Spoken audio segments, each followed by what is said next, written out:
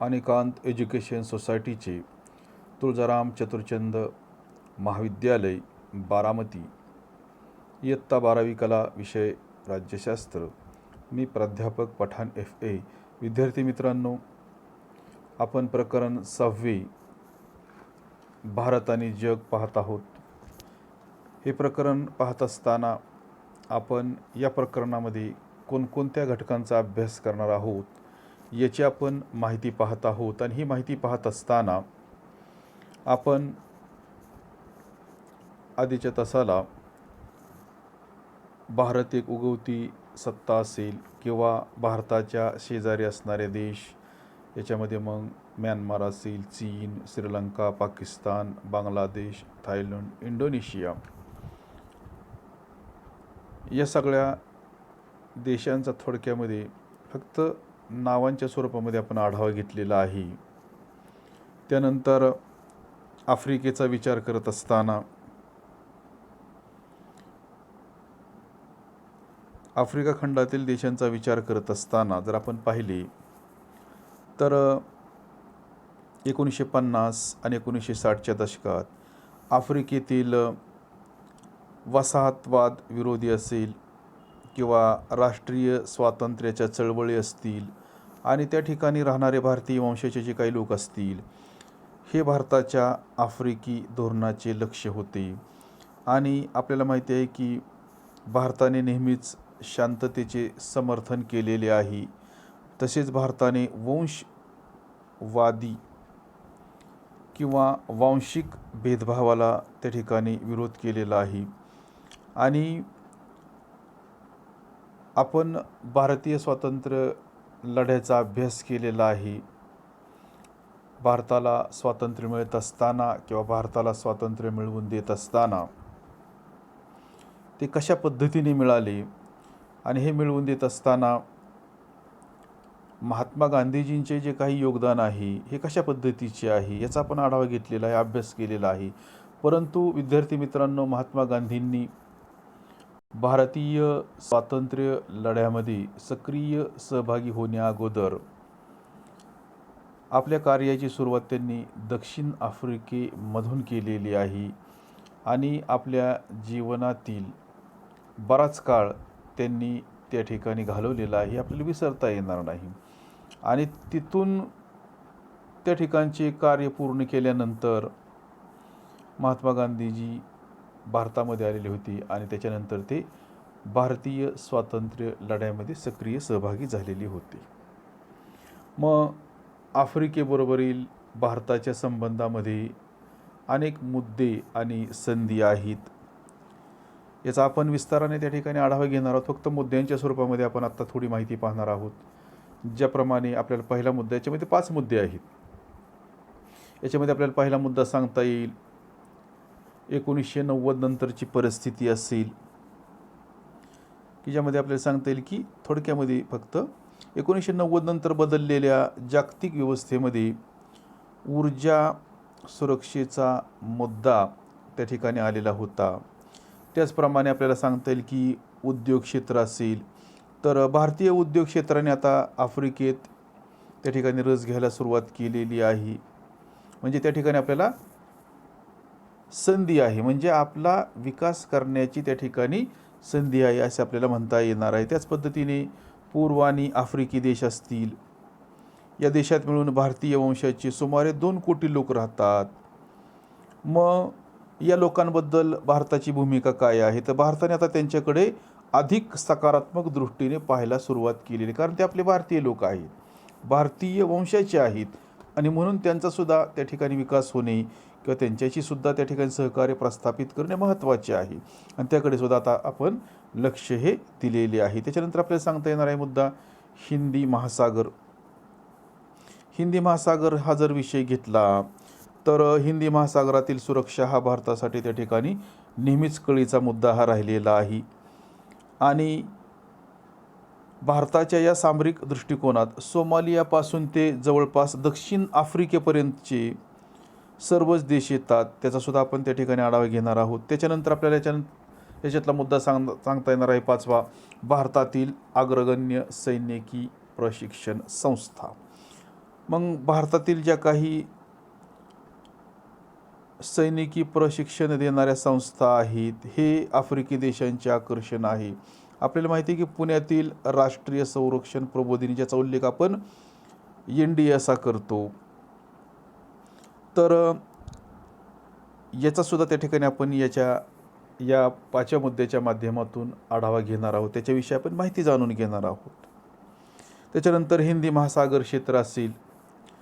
आपल्याला माहिती आहे की हिंदी महासागर हा जगातील सर्वात जास्त वावर असलेला आणि महत्त्वाचा सागरी किनारा वाहतुकीचा मार्ग आहे.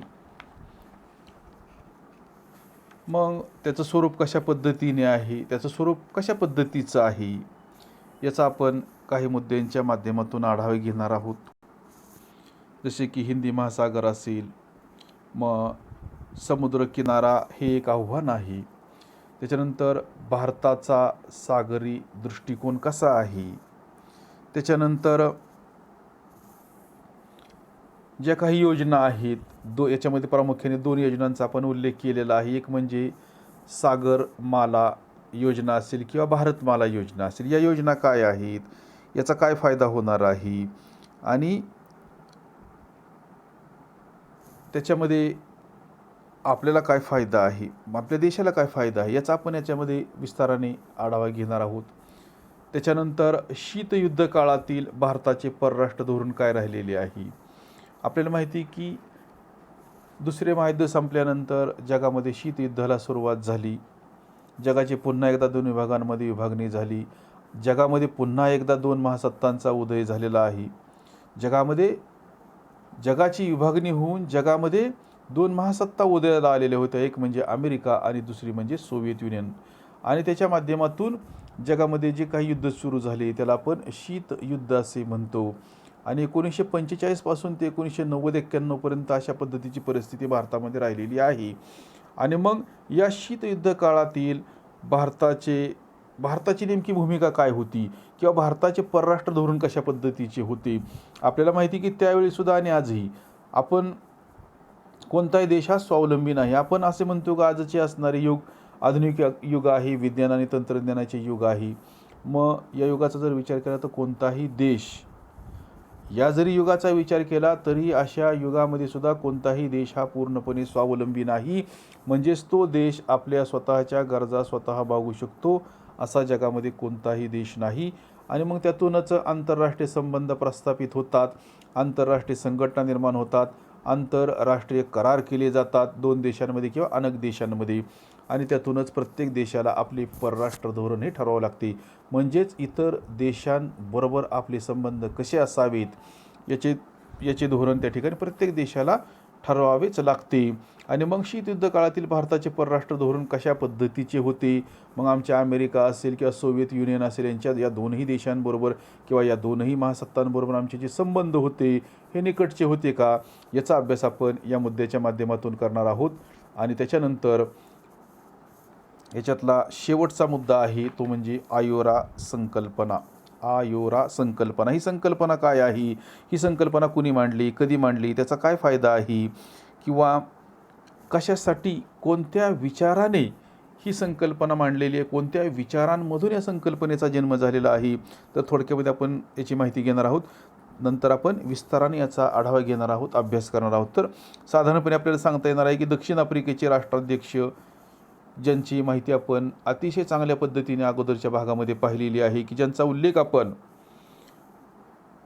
नेल्सन मंडेला असा करतो, की ज्यांनी आपल्या जीवनातील बराच भाग हा आपल्या देशवासियांसाठी तुरुंगात घालवलेला आहे, असे जर आपण म्हटले ते चुकीचे होणार नाही. या नेल्सन मंडेलांविषयी आपण विस्ताराने त्या ठिकाणी माहिती पाहिलेली आहे. मग दक्षिण आफ्रिकेचे राष्ट्राध्यक्ष नेल्सन मंडेला यांनी 1995 भारताला भेट दिलेली होती. आणि तेव्हा असे म्हणतात की आयोरा या संकल्पनेचा त्या ठिकाणी जन्म झालेला आहे. मग साधारणपणे या आयोराचा जर आपण विचार केला तर आज या संघटनेमध्ये जवळपास 22 देश आहेत. म्हणजेच या आयोरा संघटनेचे सभासद असणारे 22 देश आहेत.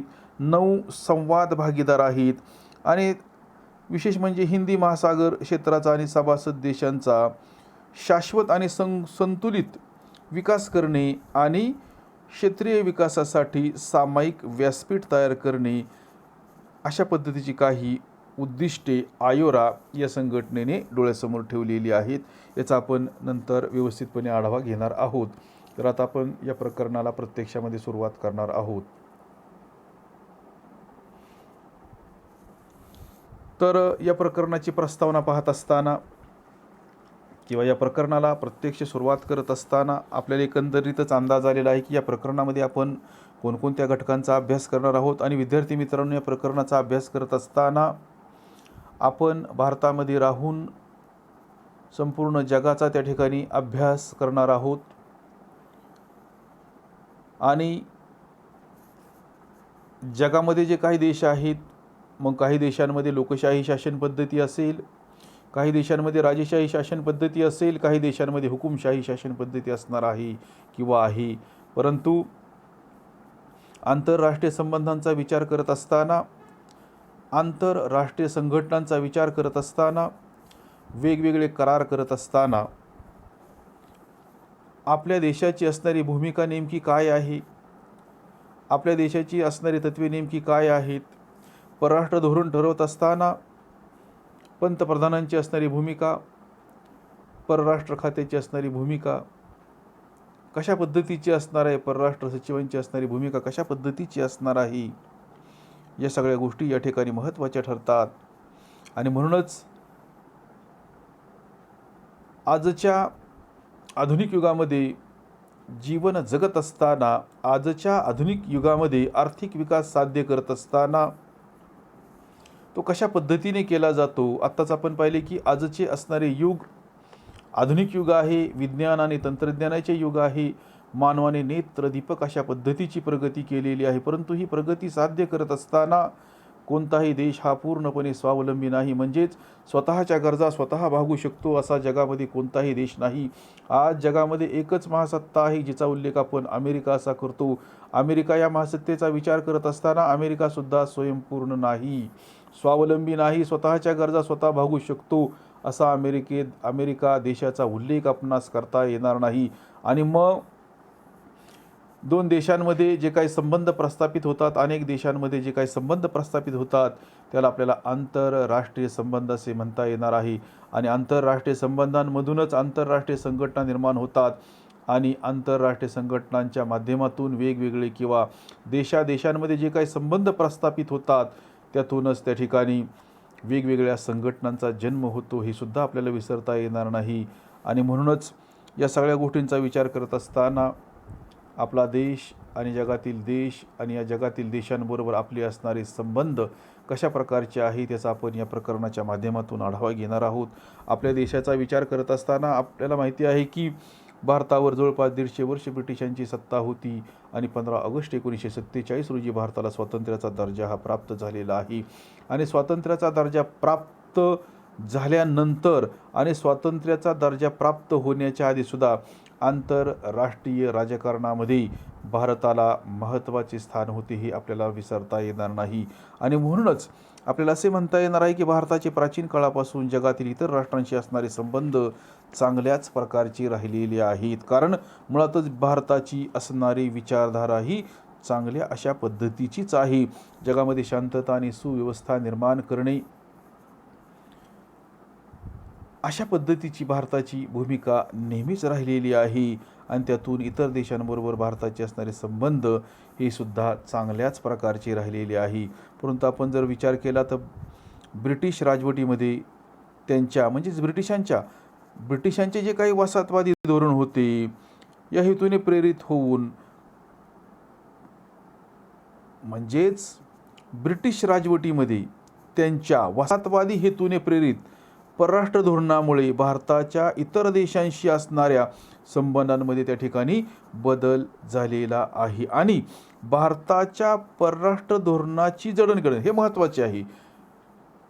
आपल्यासाठी हे वाक्य खूप महत्त्वाचे आहे की भारताच्या परराष्ट्र धोरणाची जडणघडण स्वातंत्र्यपूर्व काळातच झालेली आहे. कारण भारत ब्रिटिश वसाहत असताना सुद्धा भारताचा आंतरराष्ट्रीय नाणेनिधी असेल किंवा आंतरराष्ट्रीय पुनर्निर्माण असेल आणि त्याचप्रमाणे विकास बँक असेल, यांची निर्मिती ज्या ठिकाणी झाली त्या ब्रेटन वुड्स परिषदेमध्ये सुद्धा भारत सहभागी झालेला होता. तसेच आणखीन एक महत्त्वाचा विषय आहे की ज्यावेळेला भारताला स्वातंत्र्याचा दर्जा प्राप्त झालेला नव्हता, भारत ब्रिटिश साम्राज्याचाच एक भाग होता आणि संयुक्त राष्ट्रांच्या सनदेला ज्या ठिकाणी अंतिम स्वरूप दिले गेले त्या सॅन फ्रान्सिस्को परिषदेतही भारताने सहभाग नोंदवलेला होता, हे आपल्याला नाकारता येणार नाही. तर आपल्याला माहिती आहे की जगामध्ये 2 महायुद्धे झालेली आहेत.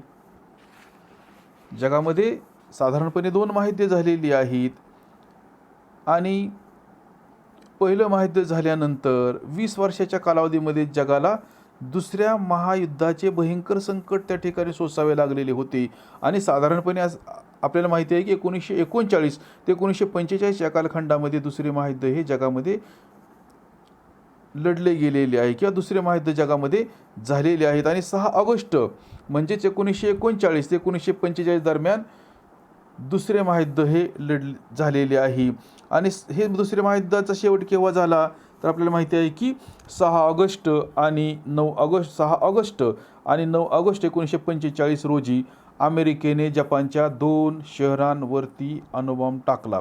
एक शहर म्हणजे नागासाकी आणि हिरोशिमा, दुसरे शहर म्हणजे हिरोशिमा आहे. आणि यानंतर मात्र या 2 शहरांची काय अवस्था झाली याचा सुद्धा आपण आढावा घेतलेला आहे. ती 2 शहरे पूर्णपणे उद्ध्वस्त झालेली होती, बेचिराग झालेली होती. अशा पद्धतीने त्या ठिकाणी दुसऱ्या महायुद्धाचा शेवट हा झालेला होता. यानंतर जर समजा असे युद्ध झाले तर ते किती भयंकर असेल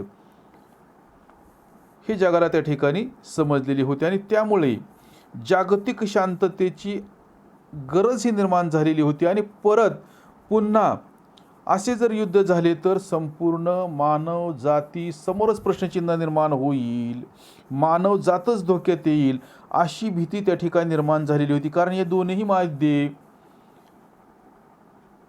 अतिशय भयंकर अशा पद्धतीची होती. याच्यामध्ये प्रचंड प्रमाणामध्ये मानवहानी झालेली होती, वित्तहानी झालेली होती, पर्यावरणाचे सुद्धा अतोनात नुकसान हे झालेले होते.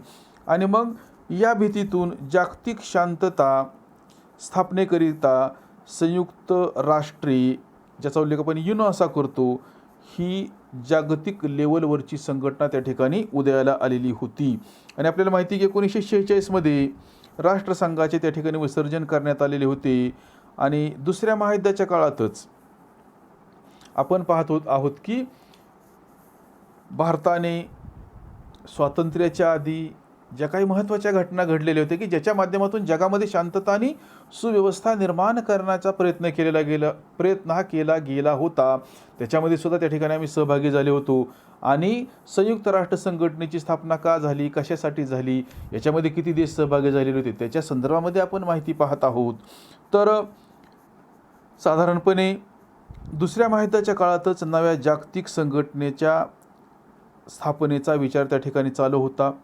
साधारणपणे आपल्याला सांगता येणार आहे की 1939 साली अमेरिकेचे अध्यक्ष प्रेसिडेंट रूझवेल्ट आणि इंग्लंडचे पंतप्रधान चर्चिल यांनी अटलांटिक सनद जाहीर केली आणि जवळपास या अटलांटिक संधीला 1942 साली 26 राष्ट्रांनी त्या ठिकाणी मान्यता दिलेली होती. आणि या संघटनेचे संयुक्त राष्ट्रे हे नाव प्रेसिडेंट, सुरुवातीच्या काळामध्ये त्याला अटलांटिक सनद असे नाव होते, परंतु नंतरच्या काळामध्ये मात्र हे नाव प्रेसिडेंट रूझवेल्ट यांनी त्या ठिकाणी या संघटनेचे नाव संयुक्त राष्ट्रे असावेत असे त्या ठिकाणी सुचवलेले होते.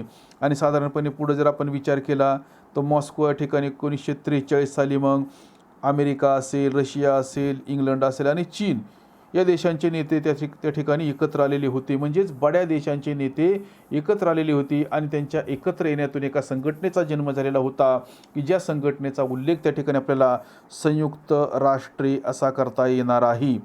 आणि साधारणपणे 1945 साली अमेरिकेमधील सॅन फ्रान्सिस्को येथे परिषद त्या ठिकाणी घेण्यात आलेली होती. आणि कशासाठी? तर जागतिक शांतता निर्माण करण्यासाठी एका परिषदेचं त्या ठिकाणी गठन करण्यात येणार होते त्याच्यासाठी. आणि साधारणपणे मग या परिषदेमध्ये किती देश होते, किती देशांच्या प्रतिनिधींचा सहभाग याच्यामध्ये होता? तर आपल्याला असं सांगता येणार आहे की जवळपास 51 राष्ट्रांच्या प्रतिनिधींच्या उपस्थितीमध्ये संयुक्त राष्ट्रांची सनद त्या ठिकाणी मान्य करण्यात आलेली होती.